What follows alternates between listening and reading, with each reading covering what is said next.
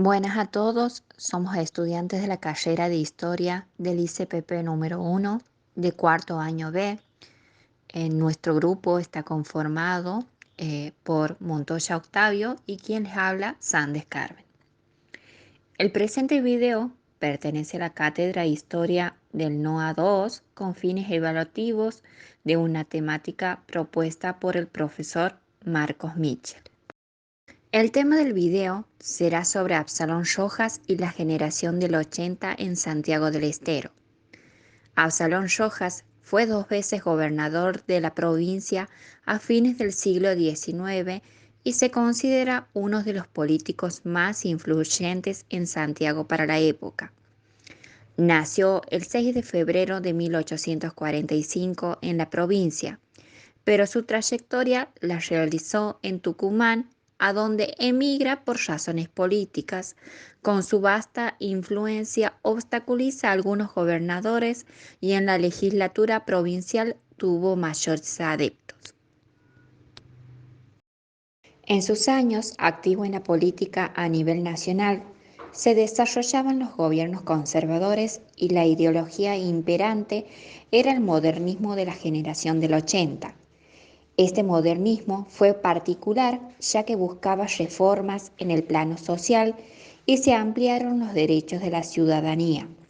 Pero en materia política eran conservadores y las prácticas para mantenerse en el poder eran fraudulentas.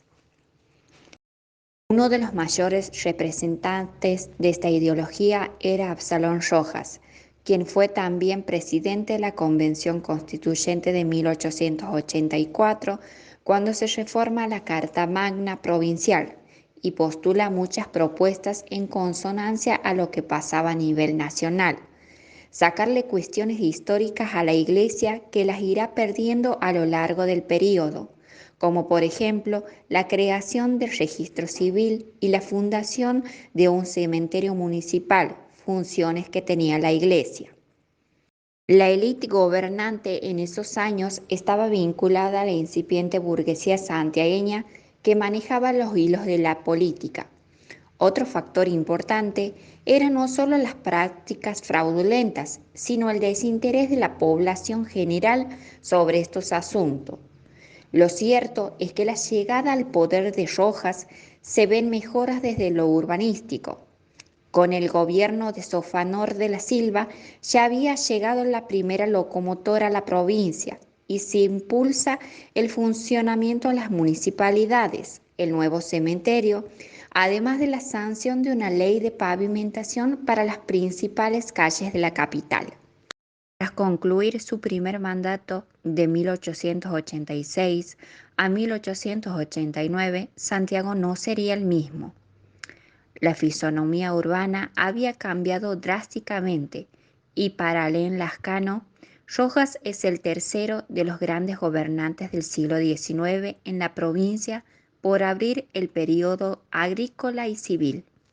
Entre los principales cambios encontramos que se desarrolla el primer tendido eléctrico del país y uno de los primeros en Latinoamérica, la expansión del telégrafo, las líneas telefónicas, el dibujo de los planos de la ciudad, la expropiación del mercado Armonía y la inauguración de 5 plazas, una en cada barrio de la ciudad. En materia sanitaria, se comienzan las tratativas para la creación del hospital mixto, se funda la Cruz Roja y un boticario público para repartir medicamentos. Pero si hay una cuestión que se debe destacar de Rojas es la labor por la educación que realizó. El 50% del presupuesto provincial se destinaba a esta área, un número inédito para todo el mundo, ya que esta era una preocupación de la élite gobernante a nivel nacional junto con los positivistas que eran los intelectuales de la generación del 80. Se inauguran 17 escuelas en total. La población escolar aumenta un 35% y aún no estaba conforme Rojas según sus discursos finales como gobernador. En cuanto a las prácticas electorales, Alain Lascano nos comenta de un episodio en las elecciones de 1886 en la que el juez federal Olaechea y Alcorta tuvieron que sancionar a autoridades que se negaban a inscribir en los padrones a ciudadanos notoriamente opositores. Después, no en vano, se ganó el apodo de refundador de Santiago, ya que a varias plazas y calles les cambió el nombre por personajes afines a la generación del 80 a nivel nacional. Esto marca desde las nominaciones un uso político evidente. Por ejemplo, se bautizan las calles Sarmiento, Alberdi, Mitre, la Avenida Roca, Pellegrini, Sáenz Peña y por si fuera poco, el Colegio Nacional pasará a llevar su nombre. Tras finalizar el primer trienio de gobierno, la fisonomía que tuvo Santiago ya no era la misma. Encontramos una ciudad modernizada desde lo edilicio y el tendido eléctrico. El sucesor fue Máximo Ruiz, que junto con Rojas son los dos primeros gobernadores desde Manuel Taboada en cumplir el mandato completo sin interrupciones. En lo económico, para la década del 80, en Santiago se apostaba a la industria azucarera, que era muy exitosa en Tucumán, mayormente en las zonas de La Banda y el Zanjón.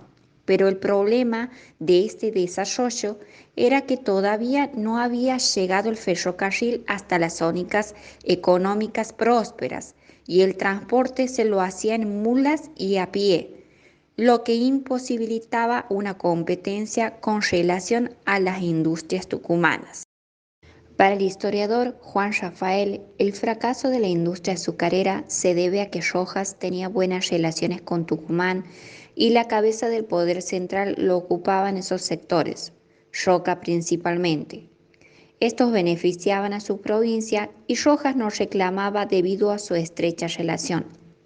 Lo que sí tuvo éxito es la explotación de madera de quebracho para el tendido de durmientes de las líneas férreas, pero cuya tala indiscriminada tendría consecuencias, ya que es una explotación de materias primas y no una industria en sí.